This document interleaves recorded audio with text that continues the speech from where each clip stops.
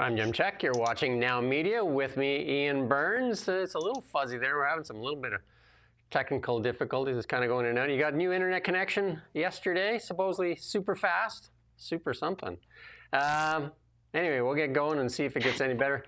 Wheels up. Air Canada takes to the skies. Inflation slows because of energy, but food's still climbing. Pierre back in the saddle and with an exclamation mark. BC NDP makes ideological choice not to argue extinguishment. Historic meeting at the Whitehouse. Carney relegated to the B team. Anita tries too hard to be relevant. And China looks to Australia for canola. And the far left media losing the plot. All that and a whole lot more on the really big show with myself and Ian Burns. You ready to go? Yeah, I'm very blurry, I think, but we'll give it a go. I don't know what is going on. Super fast internet is indeed super fast. But I don't know. Something to do with our system, I think. We'll see if it clears up. If not, we'll have you jump in and out when we're playing a video maybe or something like that and see what happens. But we'll start off with the big story. Inflation slows across Canada, but food and rent costs up. And that's according to the new StatCan data. And that is, you remember they were telling us that energy isn't causing inflation? Well, the biggest thing that's changed is the energy costs have gone way down, and so we're seeing the inflation numbers go way down. So Canada's inflation rate now declined overall to 1.7% in July, which really bangs on the door for lower interest rates as well. But that's down from 1.9 in June, and most of that caused by the decline in the price of gasoline. And lo and behold, the Liberals told us forever that the carbon tax had nothing to do with inflation. Yeah, I mean, an extraordinary fraud that was committed, or an attempt was made to commit an extraordinary fraud against the Canadian people, really. I think that's all we can say at this point. It was an attempt to scam the Canadian people. And unfortunately, some people were ideological enough or stupid enough to believe it. But, you know, most people with their wits about them realized that it was a load of bollocks. And that obviously, if you remove the carbon tax, if you got more oil into the world market, it would bring down inflation. And sure enough, there you go. But the Bank of England, the Bank of Canada, pressure on them to now bring rates down. All they have to do is it's just hilarious. They just say, oh, okay, so gas prices are doing this, so we'll just remove gas prices. And then inflation's still high, or ish, so then we won't change the rates. Yeah, I don't think they have much choice. It is like, I mean, they should go back and replay those clips. Pierre's back in the saddle. We'll talk about that in a minute here, but I mean, they should just replay those clips over and over and again, because that was the Conservative win they're getting to get rid of that carbon tax, including in British Columbia here. And it's just, like, there's no denying that the energy costs, I mean, it's just common sense, too, for the people that weren't affected by the climate religion, that bringing down energy costs would bring down inflation. And here it is, though, grocery prices still high, though. Grocery prices, meanwhile, continued their rise in July. And it's up 3.4%. And our food professor put this out here, and he said, again, it's self-inflicted damage caused by our own tariffs on stuff coming out of the United States. We're self-inflicting, no different than the carbon tax. We're self-inflicting. No, you got to go back. It's the food professor one. And I don't know if they'll find it or not. Anyway. It is the self-inflicted with the food inflation prices. There you go. Look at that. Doing it to ourselves once again. But Doug Ford, our own Donald Trump, he's the one that calling for the Bank of Canada to drop rates. And, you know, like lots of media gives Trump grief when he calls for the rates to be cut and says, how dare he interfere with, you know, the institutions. And here's Doug Ford. How many times has Doug Ford called for a cut for interest rates? Not that I disagree with him. They need to cut the rates.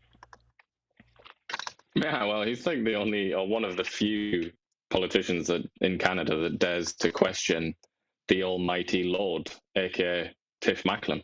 Because you're not allowed to do that, are you? That's almost like blasphemy to do that. But Big Dougie there doesn't care. He'll criticize the Bank of Canada. He'll also criticize judges. So very, very Trumpian in that sense, I suppose. I do recall when Pierre Poilievre was questioning the Bank of Canada's methods back during when Trudeau was still there, and how the media went after him and says, "How dare you go after institutions? Now is not the time." But Doug Ford, he can do it. He's allowed to do that, right? So. Yeah, well, I mean, I suppose if he were to ever try and become prime minister, which I think we'll live to see, most likely, then he'll start being attacked for that. Then it'll be resurrected, because he's kind of allowed to have his little containment zone in Ontario, isn't he? But if he ever tried to go beyond that, I think he would be targeted in a big way. I mean, the Liberals see him as an ally right now, right? So. Well, he plays both sides, doesn't he? I mean, some people say he plays much more of the Liberal side than the Conservative side, despite being in a nominally Conservative party. But then occasionally he'll do things like we saw a couple of months ago, where he has a rant about judges and crime, and he starts sounding like Richard Nixon for 5 minutes. And I think he reckons that's enough while he governs as a Liberal. I mean, we're subjected to this inflation a lot of times too, because we don't have enough competition in Canada. Rupert Sherman, the Suburama, I don't know if I pronounced that right. Two airlines that control 75% of Canada's skies. 4 telecoms run 85% of the network. 6 banks, and 3 local and 2 U.S. chains dominate groceries. I mean, we have very little competition in some of the biggest industries here in Canada, or services that are offered. Like our telecom is crazy, right? Like our telecom is absolutely ludicrous, where in many countries around the world, like Europe and China and US, you can get cell phone coverage for next to cheap. Still in Canada, most people are paying over $100 a month for cell. Yeah, well, I mean, coming from England, as I have the misfortune to do, you go there and you can get phone plans, internet plans, all the rest of it for just nothing, pennies. Then you go to a supermarket and you can buy stuff, like something that you never see in Canada, which is pennies, things that are priced in pennies, like 25 pence. How often do you see things priced in cents now at a grocery store? But yeah, England, for all of its like many, many, many flaws, and it's almost collapse as a country, it does have more competition in certain areas, and it really makes a difference. It makes a massive difference. And the same is true in the US, where they have these ridiculous duopolies and things like cell phones and a few other areas. Effectively, the economy just stops working, and you just end up having these scoundrels in charge who can basically do what they want. They can charge a price that they want. But again, how long? Everybody in Canada knows this. How long has this been true? And yet nothing changes. It's not even discussed. Mark Carney, to my knowledge, I'm pretty confident I've listened to everything he said since he declared his candidacy for the Liberal Party. Don't think he said a single thing about cartels and duopolies and all the rest of it in Canada. It's just not mentioned. And speaking of one of those, is Air Canada. They did strike an agreement there after threatening them to put some of them in jail and stuff like that. Just like this Liberal government's really for the workers, eh? So, and they did get what they wanted. So now one of their things is the union statement said unpaid work is over, and we've reclaimed our voice and our power. And there were some calls for the resignation of the CEO who had been running the show there for quite a while. So. It was a victory for the flight attendants, because he said if it means going to jail, then so be it. I'll go to jail. Big time. Well, that's how it looks anyway. Yeah, and it was that fight over ground pay. They've certainly won the battle, but let's see if they're going to win the war. Yeah, but here's the one that surprises me. Here's the Labour Minister. Patty Hadju, here's her comments on the not being paid for the work while the cabin door was still open. On the weekend, I referred the Air Canada dispute to the Relations Board. Both parties, the union and the corporation, said they were at an impasse. But it's not too late to get a deal. In fact, the corporation and the union could sit down today and find a path forward together, and that will result in the best deal. I've also heard the allegations of unpaid work, It's unacceptable. Nobody should work for free in this country. In fact, we expect to get paid for the work that we perform. And that's why I've ordered a probe into the allegation of unpaid work in the airline sector. We will start this probe immediately, and if employers are exploiting loopholes in the Canada Labour Code, we'll close them. Nobody should be expected to work for free. That's just comedy. It's absolute comedy. They're going to start a probe. It's common knowledge that it was unpaid work. It's common knowledge. And here's the probe that you could do. You could pick up the phone the CEO of Air Canada and say, hey, do you not pay them for till the cabin door's closed? And he'd tell you, yeah, we don't. Because it was common knowledge. He says most airlines don't. So what probe? Are the Liberals going to waste money, hire some consultants and do a probe on something that's common knowledge? Also, why just the airline industry? I mean, it's clearly because it's in the news. Some polls have been conducted. All the polls basically agree that most Canadians support the airline workers. So the Liberal strategists, probably not even these ministers and MPs, the strategists, the Katie Telfords have looked at that and said, all right, let's do something meaningless that makes it look like we're on the right side of the Canadian population here. But why just the airline industry? Have a look at the medical world. Have a look at finance. Go to Toronto. Go into any bank you want. And look at what those, I mean, nobody's going to feel pity for bankers. But if you're talking about unpaid work, bankers tend to do like 6 hours unpaid work a day, something like that. Obviously, they get a lot of money for it, but they're still not being paid for that time. They get a lot of money for their services. But it's like, this is rife. This is absolutely everywhere in the economy. Why would you only investigate the airline industry? Obviously, because, like I say, some strategist has said, let's do that because it'll make us look good. But the Labour Minister, like, come on, right? Like, if that's your job, you're the Labour Minister and you're going to investigate whether there was unpaid work when it was, again, common knowledge. It was part of the strike. It was laid out there. And the easiest thing to do is call the CEO of Air Canada. You must have the number. You're the Labour Minister. You're the ones that were saying that they need to get back to the bargaining table. And then Air Canada said it wasn't going to bargain until they went back to work. So, you know, push come to shove, and I just think this was turning into, like you said, into a PR nightmare for the Liberals. So they said, let's get a deal done. And Carney didn't take advantage of it, though. He could have stepped in and said, I want a deal done today, and he could have been the hero, but he didn't. You know, instead, he wasted his time with Doug Ford there, trying to look important while there's a big important meeting going on. Well, it's becoming a little bit familiar now, isn't it? He does tend to dither a bit.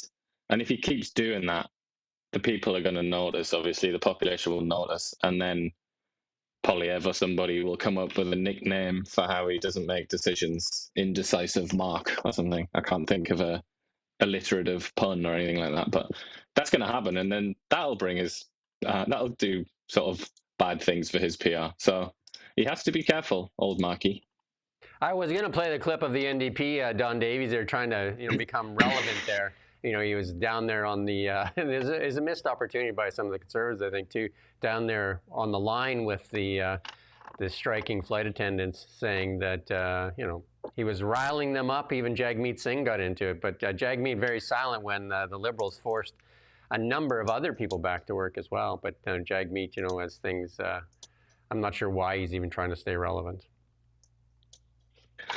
Well, at least he kind of was the leader of a party, unlike his former colleague who still comes and does press conferences.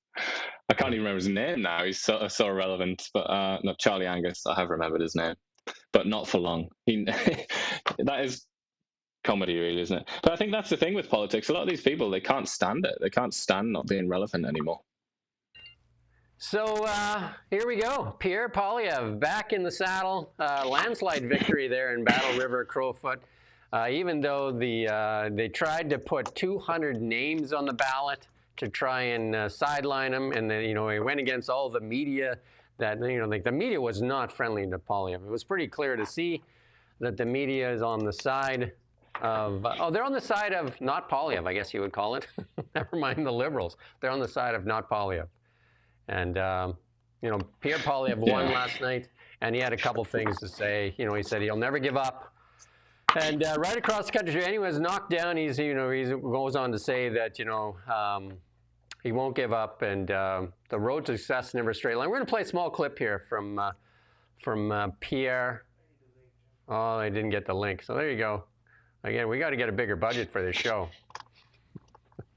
Anyway, they won that election handily. And then, like there's this tweet here where Brian Lilly is saying that mainstream media and other outlets definitely pushed Bonnie Critchley on everybody.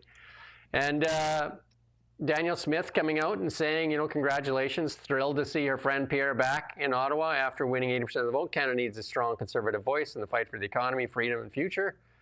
And happy to have him back. But this one here from Anita Poilievre, she retweeted this, and she said, this guy, Robert Walker, tweeted, I found it curious that CBC News and CTV struggled in a riding that was 80% CPC in general to find Poilievre supporters to interview. Shocking. But that's because we often talk about what's the responsibility of a journalist.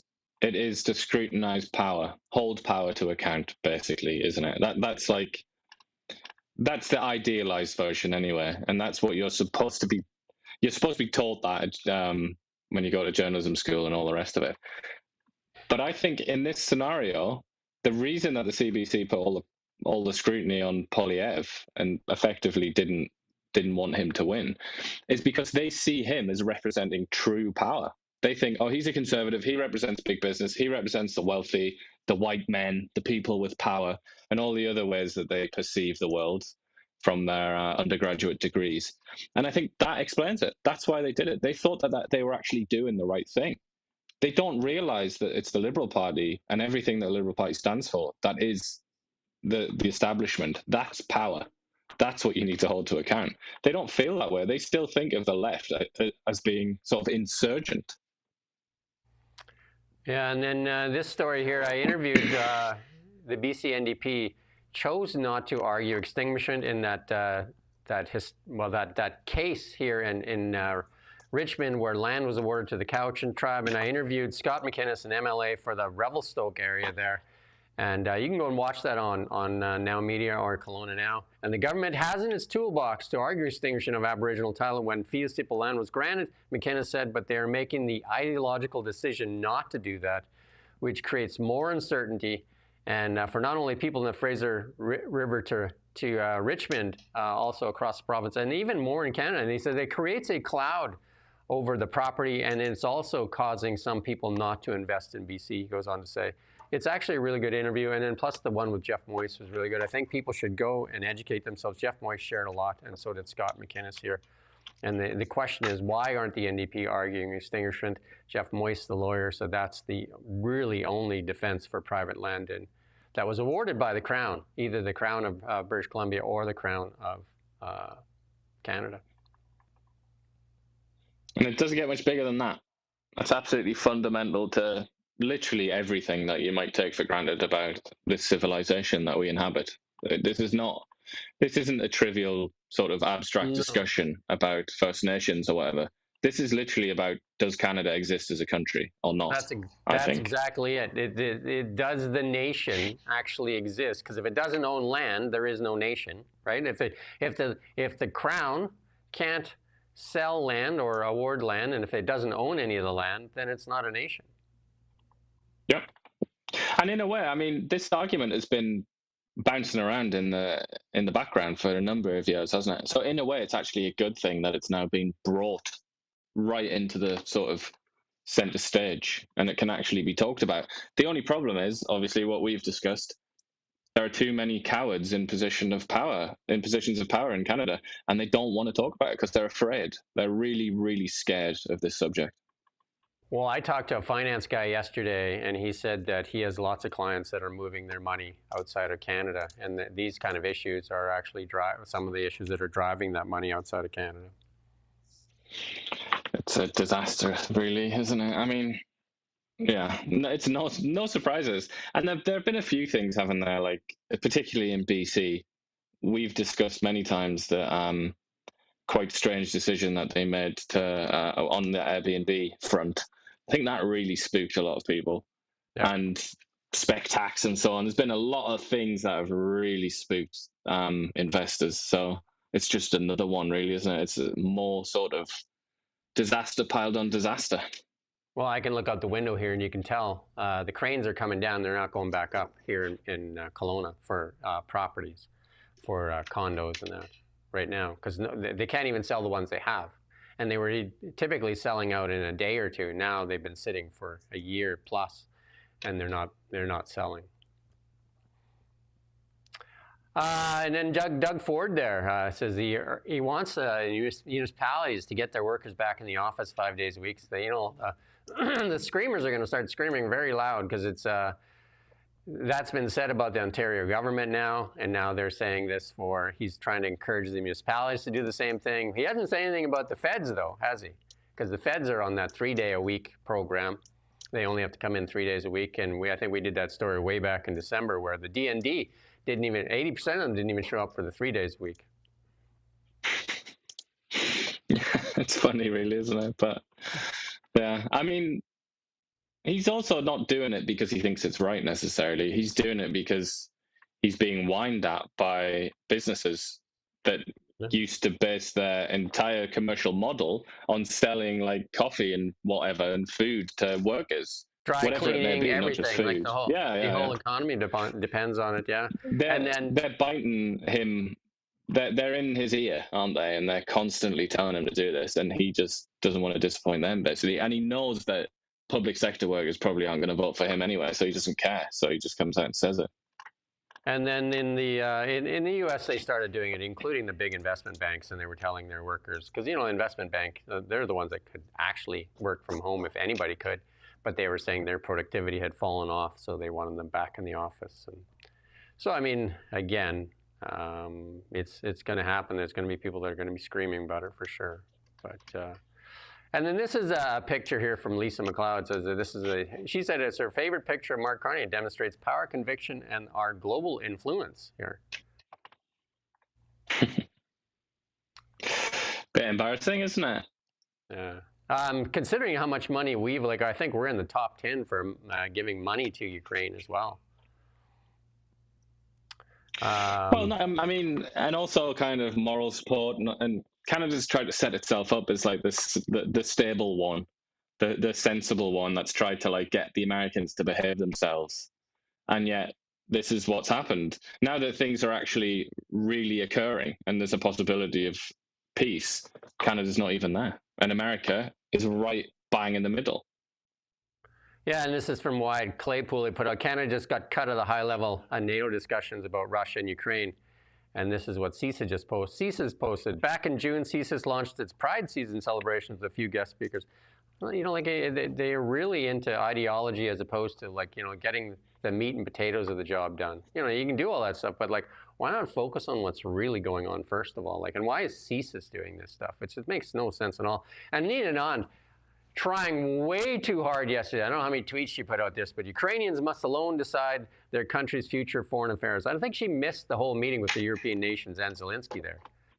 That they keep asking for our help, and then she's saying they must decide on their own. I don't know what that's supposed to mean. And then she did another one here. The peace in Ukraine cannot be negotiated without Ukraine's participation. Did you watch the video? He was there at the White House, Anita. Come on, right? Come on, Anita. It's not that hard. So, again, the B team, it's an increasingly divided world. It's more important than ever. Canada is working to secure the Arctic. We have 300 soldiers that are protecting the Arctic. That's 7 times the size of France. We did that just a while ago. And seriously, who protects the Arctic? NATO / the United States of America. Come on, Anita. I'd say there's more firepower among the polar bear community than Canadian soldiers up there. Well, yeah, the polar bears could probably do a better job. But what is up there is the United States Army. All right, that's what's up there. That's what's defending us. Right? Let's not be come on, Anita. We're going to talk a lot about what happened yesterday here in a bit. But this is bad news. This is China seeks permanent canola trade with Australia. They bought canola from the Aussies there for the first time since 2020. So not only did they thumb their nose up at Canada on canola, they actually went out and found which is faster than the Canadians have done. Trump has kind of cut us off some of the markets. but we haven't got any deals. We're actually losing markets in other world trade partners. And here's China. They said they don't want to buy canola, and then right away the Aussies, instead of supporting Canada, saying like, "Oh, we won't sell it to you," what did the Aussies do? Sure. How dare they? Canola as well. The can stands for Canada in canola. How dare they do that? Said, sure, we'll sell you canola. Another supposedly a friend of Canada said, "We'll take that. We'll take that." But also, I mean, they should be careful, obviously, the Aussies, because they're already on the verge of being basically turned into a vassal by China, because they depend on China for their economic success. Like their raw materials disproportionately go to China. They sell lots in China. Lots of beef as well. So they really need to be careful, the Aussies, because China has a massive amount of power over Australia already. Yeah. Do you want to give them even more power? That would be my question to our Antipodean friends. And then we saw those numbers from, I think, Holly Doan Blacklock said immigration that Carney said that he was going to cut back on hasn't been cut back. And so she put this out here. It was a tweet from the Western Standard. Alberta warns federal government has lost control of immigration. And Danielle Smith said the rapid growth is straining housing, healthcare, employment, and other public services. And again, we talked about this forever, but when you said it a while back, the Liberals would say that you were racist and a whole bunch of other things for even daring to say that immigration was straining healthcare, straining housing, and driving inflation. Well, it's another one of those tricks that was attempted, wasn't it? Which is to try and completely separate any concern about the housing crisis from demand, just to remove demand as a question. It's like, oh no, demand's got nothing to do with it. It's all because of supply. We don't have enough houses being built, which is obviously insane, isn't it? And we're sort of approaching reality again, aren't we? We're coming back to reality and a firmer understanding of cause and effect.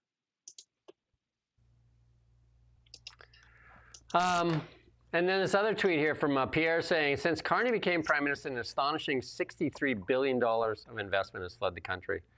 And that's what I was talking to that finance guy yesterday. He said it's real. He said it's down to the individual where they're looking to move money out of Canada.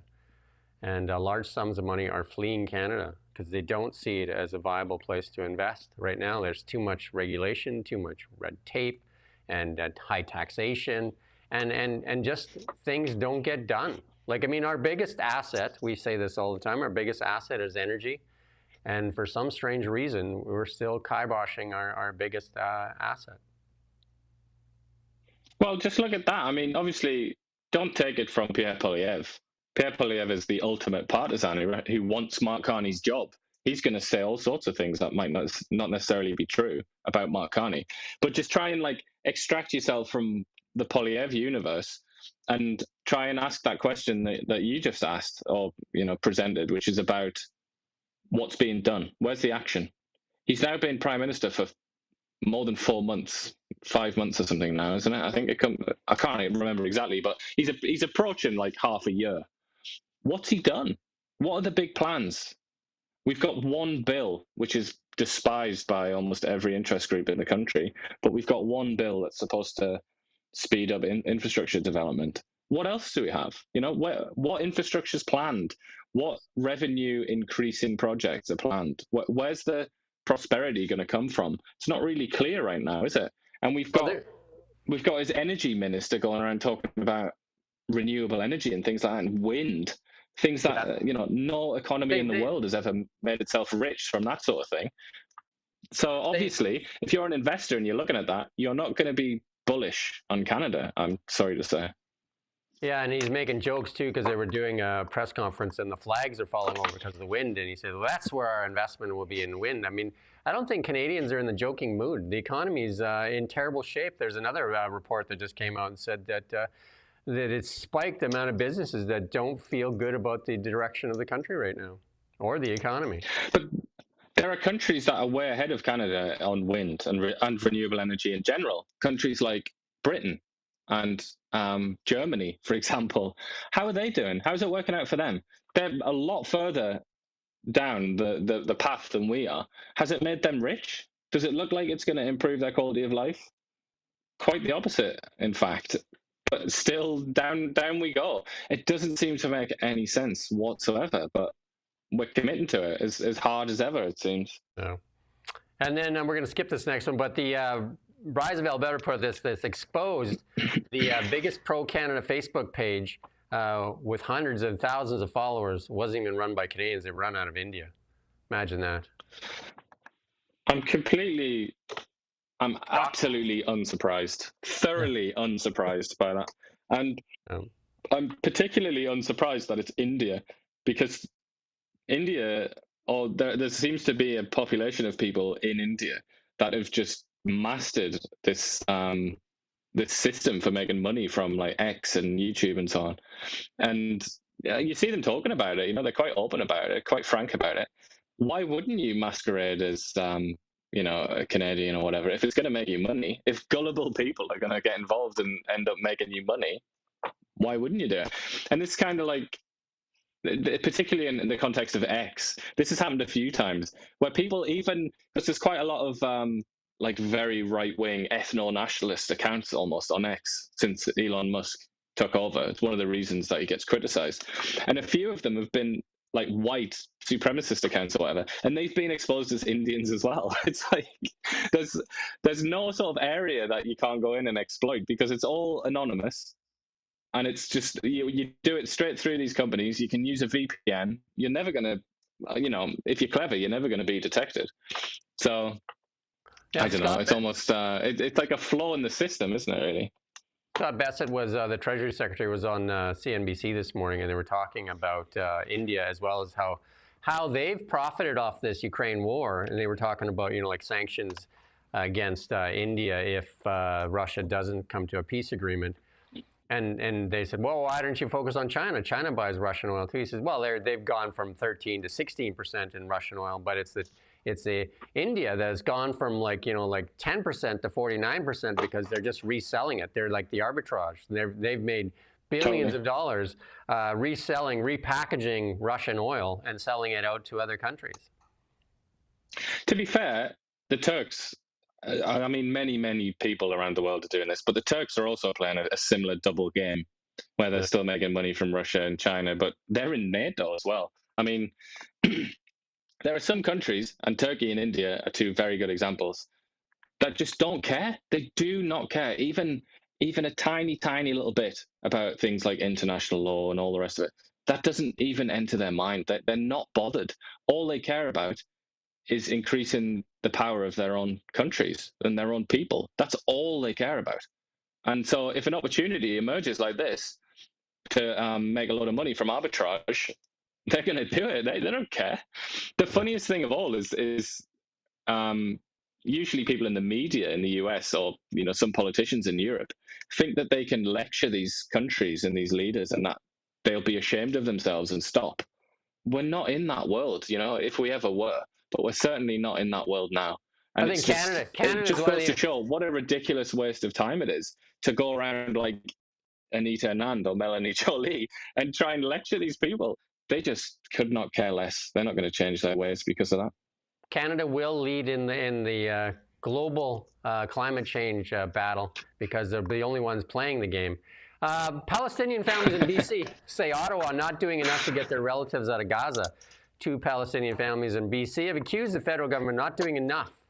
And they told that to CBC. My family are living now in the most dangerous place in the world. I want to help my family get out. Just under 900 people arrived in Canada from Gaza since the Liberal government launched the 5,000 applicant resettlement program in December of 2023.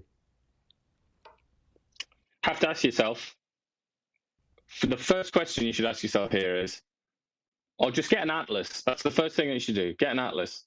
Look at Gaza on a map and the West Bank, which is very close to it. Look at all those countries nearby. And then ask yourself, why do those countries not want to accept refugees from Gaza? What's going on there? Why do they refuse adamantly? And then if you listen to some of the things that their leaders say, why are they extraordinarily unfavorable in their opinion of people from Gaza? Why is that? You really have to ask that question. And then on top of that, say, but why does Canada say yes? Unfortunately for the Palestinian people who like most people around the world, are probably law-abiding and decent people and all the rest of it. But unfortunately for them, their reputation around the world is very low when it comes to immigration. And they've been associated with a lot of trouble in places like Denmark and Norway, on all around the world, and particularly in those neighboring countries like Jordan and Lebanon. There's a reason that those countries are so anti-Palestinian on a sort of personal level, on the human level. It's because those societies, particularly Gaza, have been dominated by extremist ideology for many years now. I mean, 20 years in the case of Gaza that they've been under the boot of Hamas, which is a murderous Islamist extremist organization that believes in a theocracy. They're quite a bit more mad than even the Iranians. And these people in Gaza have been living there and trapped in that system for so long. And now we think that, all right, let's just bring them to let's move them to Winnipeg or something like that, and then they'll just become your run-of-the-mill Manitobans. Unfortunately, all the hard evidence that we have on that subject suggests that that's not the case. But obviously, again, because we have a completely spineless elite and political class and media class, that's not even up for discussion. That's not even to be mentioned. And if you do mention it, you're a little bit more evil than Hitler. So we do have the lawyer scheduled for today, the constitutional lawyer from the Justice Center for Constitutional Freedoms.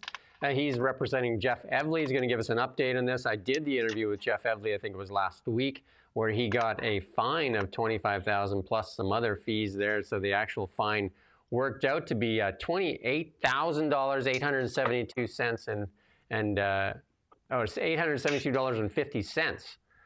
And so we're going to have the lawyer, I think, at 1 p.m. So if you're interested, you can watch that live stream, or you can watch it after.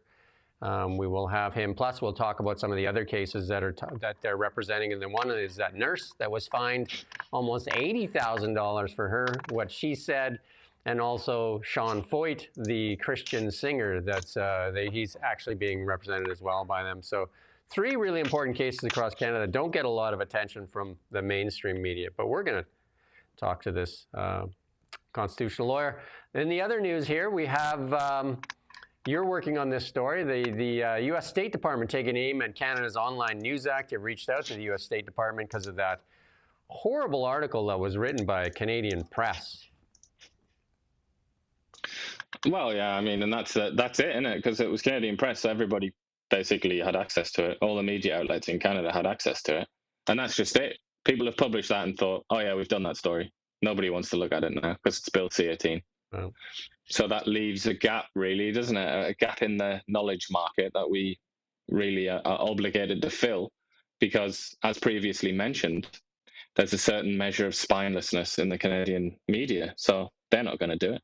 And if you look at that, the big Whitehouse historic event that happened yesterday, again, Trump has the media in the room while they're meeting. That doesn't happen in Canada. Do you know what I mean? Like, he has them in there, and here's the hot mic here that was caught after the New York Post put this out. Let's play this little clip here. Listen carefully, though. That's all we ask for is fairness with the media. Thank you all very much. Appreciate it. Thank you very much.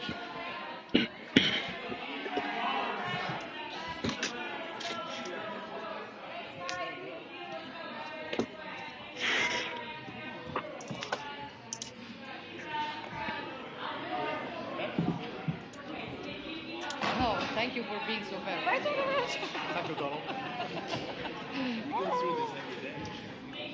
All the time. But he loves it. He loves it. For he does it always. I never want to speak with my friend. He's a very good player, golfer, you know. Yeah, That's good. He went to college. There you go. So he actually must love it because he does it all the time, right? Like he is like when he's on the plane, when everywhere. Like, I mean, we don't have not even 1/1000th of access to Mark Carney. Like they get access to that, and these meetings are historic meetings, and the press is in the room. Yeah, well, for that bit anyway, not the actual meeting, but yeah. Yeah, but then he gives him access. He had a private meeting with Zelensky. Then he gives him access to the press too. So he's in that meeting as well. And we got lots of clips here to play from that historic meeting here. Here's one. This is NATO Secretary General Mark Rutte. Play this.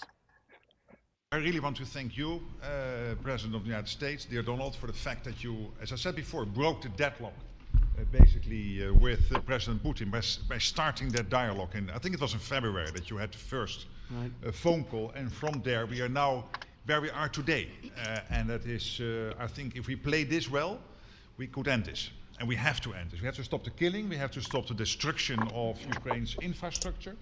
It is a terrible war, so I'm really excited. And let's make the best out of today and make sure that from today onwards we get this thing to an end as soon as possible. I really want to thank you for your leadership, what you are doing for Volodymyr, but of course also all the European colleagues. It is really crucial. And the fact that you have said, I'm willing to participate in the security guarantees is a big step. It's really a breakthrough, and it makes all the difference. So also thank you for that. The amount of butt kissing going on it actually is a little bit painful, isn't it? To be fair, these people, they just have no shame whatsoever, do they? To be fair, in the Biden administration, nobody talked peace. Nobody talked peace. If you dared talk peace, you were a Russian supporter and a terrible human being and all those kinds of things. And then this clip here says so much, and this is from the Finnish president. And I watched his interview on CNN as well, where they tried to get him to say things, but he wouldn't bite. But let's play this clip. In the past 2 weeks, we've probably had more progress in ending this war than we have in the past 3.5 years. And I think the fact that we're around this table today is very much symbolic in the sense that it's Team Europe and Team United States helping Ukraine. And the progress that we're looking out of this meeting is about the security guarantees. You know what, Ursula there is that sour face she's making is because she's having to eat all the words she said in the past. Like she's choking down. But again, where is that shame? Where is the shame of these people? These are the exact same people that have been, like you say, pushing the Biden position on this war for several years. But they're also people that have been talking about Trump as this great evil that represents the death of democracy and all the rest of it. Like, these people are just like so unprincipled. They're such repulsive people. And that's my main takeaway from this. It's like, look at yourselves in the mirror. You absolute goblins. You disgusting people. So the other thing, though, is because he did say in there, is like, you'd be surprised why Finland's sitting at this table. It doesn't seem, it seems unusual for a small country that Finland's sitting. And he said the reason they're sitting there is because they share such a large border with Russia. Do you know of any other country that shares a large border with Russia? Mongolia? No, Canada, the top of the globe, right? Like, we have the largest border with Russia when you just have an ocean, which is ice, really. We just have an ice flow in between us, and which you can walk across, theoretically. Yeah. Use a dog sled, I don't know, whatever you want to do, snowmobiles, I don't know, whatever you want to do. And this one here is a question that should have been asked by media for a long time because they've stopped all elections and Trump trolls Zelensky here in the best way possible. You got to watch this clip, and it's one of the best trolls ever. President Zelensky, are you prepared to keep sending Ukrainian troops to their deaths for another couple years, or are you going to agree to redraw the maps? Thank you for your question. So, first of all, we live under each day attacks. That today have been a lot of attacks and a lot of wounded people, and the child was dead, small one year and a half. So we need to stop this war, to stop Russia, and we need support American and European partners, and we will do our best for this. So. And I think we show that we are strong people, and we supported the idea of the United States, of personally of President Trump, to stop this war, to make a diplomatic way of finishing this war, and we are ready for trilateral. Well, you stopped it too early. Can you keep playing that? Because the important part is right at the end there. To stop this war, to make diplomatic way of finishing this war, and we are ready for trilateral. President Zelensky, are you? Is it over there? Does that clip not have it? Anyway, at the end of it, it said, they asked about elections, and then Trump said, you mean if in 3.5 years when my term is up, I can just have a war and then I don't have to have an election? Because they asked when they're going to have elections. And Trump said, well, so that's how you do it? You just have a war and just have an ongoing war and you never have an election? And Zelensky's just looking down, just like, well, you know. It's the strange thing about it, and what most most critics of Trump will immediately say is, why would he never say anything like that about about Putin, sorry, who has not had a single fair election since, I mean, if that one was even fair back in 2000. Yeah, I don't think they claim to be a democracy though as well, right? And then the rest of the world. They do. They actually, they really do claim that. Yeah.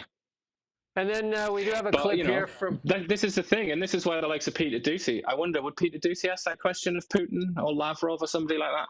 I don't think he would, and that just makes him look like a fool. I kind of like Peter Doocy, and I believe he would. And here's the clip that I was actually trying to get here. This is the clip that has the election one here. Here you go.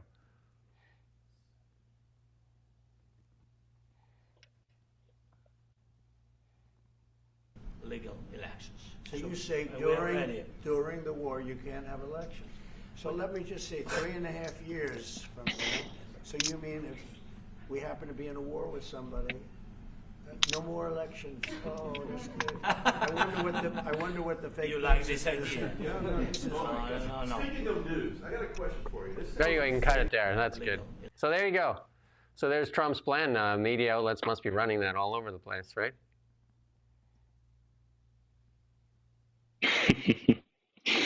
Well, their great hero, the sort of liberal establishment, even still, their great hero is Franklin Delano Roosevelt, or one of their great heroes.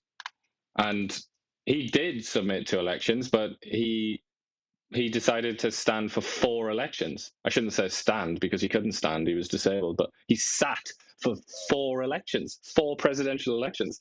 And we're now told that that's like the most evil thing you could possibly do, because Trump's on about having a 3rd term. But they're not interested in FDR. And that was justified by saying, oh, there's a war on. I have to stay on as president. Yeah, and this one is kind of like Trump time and then the liberal time. It's like, Trump just revealed that during the negotiations, one of the leaders says, well, let's meet up in a month or so, or a month or 2. And Trump says, what, a month or 2? We're going to have another 40,000 people dead. You got to do it tonight. And that's the business aspect of him. Like, we get it done now, right? I mean, if it was probably up to him, he'd say, nobody leaves until we get it done. And, like everybody else is like, oh, let's meet in a month or 2. Your typical meetings that I've been in tons of those meetings where people just want to meet, right? And this one here is really telling of what Trump's legacy is, even for all the Trump people that have TDS. Listen to this. This is what drives him. Just want to end it. I want to end it. We're not losing American lives. We're not losing American soldiers. We're losing Russian and Ukrainian, mostly soldiers. Some people, as missiles hit wrong spots or get lobbed into cities like Kiev and towns. But, if I can save 7,000 people a week from being killed, I think that's I want to try and get to heaven if possible. I'm hearing I'm not doing well. I hear I'm really at the bottom of the totem pole. But if I can get to heaven, this will be one of the reasons. There you go. He's just such a ridiculous man, isn't he? I think I'm at the bottom of the totem pole. Where does he get this imagery from? There you go. I'd rather have somebody be driven by trying to get to heaven than driven by how to get more money in their pocketbook. Anyway, CBC ran a piece here and tried to make Mark Carney relevant yesterday, because there was a B team going on too. There was a call that was done on the side there. Well, Trump was talking to Putin. So let's play this little clip. Canada is taking part as we speak this morning in talks aimed at building on developments from that extraordinary Whitehouse summit aimed at ending Russia's war in Ukraine. We have some new images of Prime Minister Mark Carney from that conversation this morning, frame grabs from the virtual meeting that was co-chaired by UK Prime Minister Keir Starmer and French President Emmanuel Macron. You can make out the Prime Minister there in the lower part of the screen. The focus for the meeting this morning, security guarantees for Ukraine. And we will be watching for an official statement from the Prime Minister's office as to anything that has come from that meeting later today. Security guarantees, though, one of the key takeaways from the summit yesterday. So is Donald Trump's push to arrange the first ever one-on-one meeting between Ukrainian President Volodymyr Zelensky and Russian President Vladimir Putin. Canada is... That's good. So they tried really hard to make sure that Mark Carney was relevant. Right there in the bottom of the corner, you can look down in the corner of the screen, and there he is. But also CBC, just completely incurious about why he's not there and whether that is a slight Right, exactly. and whether that makes Canada look ridiculous. Exactly. CBC is just like, I'm not going to ask that question. Like that's not important. But that's what I mean. But they They're tried just to clowns. make it. They're clowns. It's a clown institution. They tried to make it like he was relevant. They were just like, so Mark Carney taking place in these historic meetings. If you look down in the bottom of the corner of the screen, you can see him there being talked to by the B team. He hasn't even got a prominent position on teams. He's like right in the corner. It's like they've done everything that they possibly can to marginalize our Sparky there, haven't they? And we're going to skip the next two here, but this was Trump is after MSNBC here. She's after Nicole Wallace here, and she lost her mind too. Like the left media in Canada and the U.S. have lost their mind because they're seeing success from what the Americans are doing, and they just don't know how to deal with it. And she goes on to say in here like. Like how he was touching the president, Putin and stuff like that, and that he doesn't even touch his wife that much. I'm just like, what are you on about? Can you put that? Yeah, there's a lot of touching. I don't know what we always see him touching Melania, as we don't see him touching Melania as much as he touched Putin today. What is that supposed to mean? Right? I mean, there've been a lot of very facile, quite ridiculous comments made about his relationship with Putin, haven't there? I heard on CBC, no less, they decided to interview, of all the people who interview about Trump-Putin relations, they interviewed some retired general, who came out and said, oh, this is all, like, this peace treaty is going to suck anyway. It's definitely not going to be good, because Trump won't even acknowledge that Russia started this war and that it's all Russia's fault. And then I just think, why would you go into a negotiation with a very sort of prickly, narcissistic, weird little man like Vladimir Putin? Why would you go into that negotiation by saying, you started this war, you're the criminal, you're the murderer? It's like, do you think that he would hang around? Would he shake your hand then? Would he come to a deal then? Obviously, Trump is trying to make sure that he can actually be a mediator. And to do that, you have to appear at least somewhat neutral, and you have to try and understand both sides.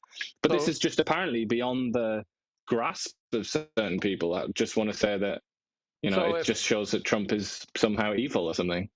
So if you play those out and Trump's trying to get to heaven, where are the rest of them trying to get to?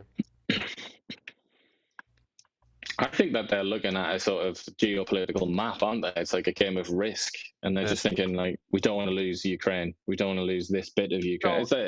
I feel like that's why Trump always talks about the lives lost, because that renders that stupid game of risk completely absurd, doesn't it? It makes it just seem like callous and inhuman. They're saying 1 million lives now. MSNBC stealing our thunder. They're switching their name to MS now, and you post giving them a little poke to say, most surely no one watching. There you go. I can't believe that Scarborough fella's still going. He's a real nasty piece of work, isn't he? He's a very unpleasant human being. And then this one here is this one, the Democrats are losing their mind about it, and we ran this clip here, would probably lose their minds too. The Democrats are losing their mind about this clip, and you just play this clip, and then you ask yourself, why would you lose your mind about this clip?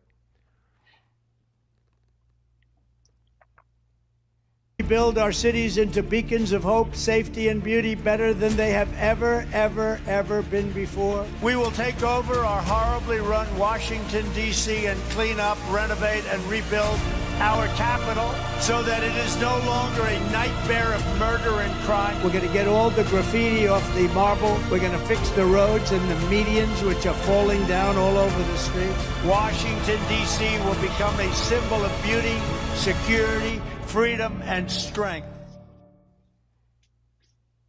So I think it's been 7 or so days that he's had the National Guard in there and helping the D.C. police. And I think I looked at some of the stats. Carjacking's down 85%. All kinds of things. Numbers are down like crazy. And people now, according to some saying they want the crime back. I wonder if he could do that in Toronto as well. Is it possible there? And Ottawa and Vancouver and places like that. Vancouver, But I mean, almost guaranteed, my God, right? almost guaranteed the response to this will be something along the lines of, oh yeah, did you see what Hitler did to Berlin in the 1930s? I bet you some absolute idiot has come out and said that. Well, Nancy Pelosi, we've kind of like not done the memes because we're doing our tech sector. We're going to do once a week. We're doing our health once a week too, to put some of the stories in there. But this one here, I just had to stick in here because we're going to do our Your Serious is one section. But the Democrats are now saying mail-in ballot ban, which is Trump's trying to do, will place undue hardship on the dead voters.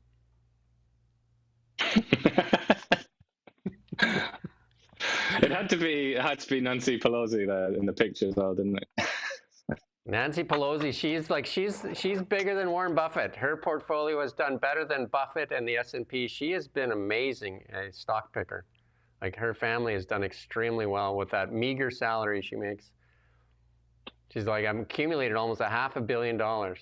She is, she should write a book. There you go. That's our take for She's today. She's also like 500 years old, isn't she? She is, yeah. She's but they're losing the plot. They're absolutely losing the plot. It's going to be hard to talk about, especially when we got to get something done here in Canada, though. Congrats to Pierre Poilievre on winning that election. That, according to the CBC and TCV, that he wasn't going to win. They did all they could. And it's an insult to democracy, I think, isn't it? Because he was parachuted in there. No mention, of course, of how Mark Carney was parachuted into an area of Ottawa that he has absolutely no relationship with, to the extent that he even said, oh, yeah, I used to know a guy whose wife was from Nepean. He said something like that, didn't he? The Joker. Yeah, and like the one of the last comment I'll make today is like, I was watching Scott Bessent, and just the caliber of that guy, compared to Francois-Philippe Champagne running our finance. You know what I mean? Like the caliber of Bessent versus the caliber of Francois-Philippe Champagne. And then if you take Marco Rubio and then compare him to his counterpart would be Anita Anand. Like Marco Rubio has got to be one of the sharpest guys on this planet, right? Like Marco Rubio. Probably he's going to be a president one day, I think, Marco. And if you just go down what you can certainly say is he's got an abundance of experience looking at in foreign relations, because I think he was chair of the Foreign Relations Committee in the Senate, wasn't he? Which is it's a real big deal. So like he's had all kinds of briefings and all the rest of it. He knows geopolitics. Not really sure that Anita Anand has revealed a similar understanding of the world. And if you go down the list, and if you pick RFK and Peter Hegseth, they did a challenge for health yesterday. That they ran a challenge, kind of like the ALS water challenge, where do 50 push-ups in a certain time. And they ran this competition with some of the military and stuff, and challenging, the American youth to take on this challenge. Well, what do we have for a challenge, right? Like we spend very little energy on health. We're a very sick society, and if you look at even the labor minister, and that she was going to actually run a probe for something that she could have like anyone of her age should have been able to say, it's common knowledge, that they don't pay them. There's unpaid work. You don't need to run a probe. But you need to call up McKinsey & Co. and say, hey, how about $1 million? You guys figure out if they're actually have unpaid work going on there at Air Canada.